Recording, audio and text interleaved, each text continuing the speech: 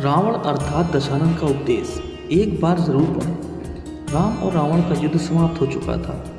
रावण मृत्यु अवस्था में युद्ध भूमि पर पड़ा था, परंतु राम के चेहरे पर खुशी के भाव और आंखों में विजय की चमक नहीं थी। यह देख लक्ष्मण जी को हैरानी हुई। वह राम से कुछ पूछते उससे पहले ही राम ने कहा, लक्ष्मण, हमारी विजय अवश्य हुई है, परंतु आज यह संसार एक महान पंडित और परम विद्वान विहीन होने जा रहा है।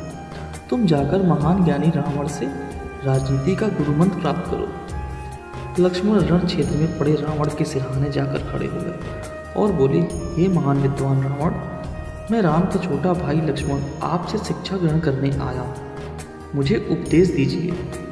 लक्ष्मण की बात सुनकर रावण बोला, जिस व्यक्ति में विनय ना हो वह शिष्य बनने योग्य नहीं होता।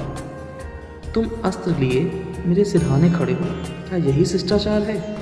लक्ष्मण तुरंत अस्त्र छोड़कर रावण के पैरों की ओर हाथ जोड़कर खड़े हो गए। तब रावण उपदेश देते हुए बोला, लक्ष्मण, तुम ऐसे समय में आए हो जब मेरा जीवन दीप बुझने ही वाला है। मैं तुम्हें पूरी विद्या नहीं पढ़ा सकता, फिर भी संपूर्ण विद्याओं का निचोड़ अपने जीवन के अनुभव के आधार पर मैं तुम्हें बताता हूँ। कुछ समय पश्चात रावण ने बताया, मैंने कठोर तपस्या करके अत्यधिक बल प्राप्त किया और उसका प्रयोग मैंने अपने स्वार्थ के लिए किया। इससे मेरे अनेक शत्रु हो गए, यहाँ तक कि मेरा भाई विभीषण भी मेरा शत्रु हो गया। मैंने कभी भी अपनी शक्ति का प्रयोग दूसरों की भलाई के लिए नहीं किया। मैंने अपने शत्रु को सदा स्वयं से छोटा और निर्बल समझा। ऐसी भूल में आज मैं इस परिस्थिति में पहुँच गया हूँ। अपने शत्रु को कभी छोटा नहीं समझना चाहिए।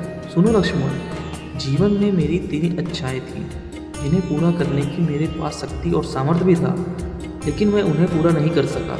वे इच्छाएं थीं, सीढ़ी द्वारा स्वर्ग और पृथ्वी को मिलाना, अग्नि को धुएं से मुक्त करना और मृत्यु को नष्ट कर देना। ये तीनों बातें मेरे लिए सरल थीं। स्वर्ग तक सीढ़ी लगाने का विज्ञान मैं जानता था, अग्नि को धुएं से मुक्त करने की विद्या मुझे आती थी और मृत्यु मेरे कारागार में कैद थी। मैं जब चाहता उसे नष्ट कर सकता था, लेकिन मैं सोचता था जल्दी क्या है, ये काम कल कर लूँगा।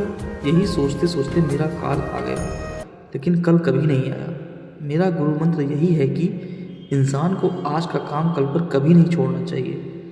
यह वाक्य कहते कहते रावण ने सदा के लिए अपने नेत्र बंद कर लिए और लक्ष्मण उस महाज्ञानी को शीश झुकाकर अपने भाई श्री राम के पास लौट आए।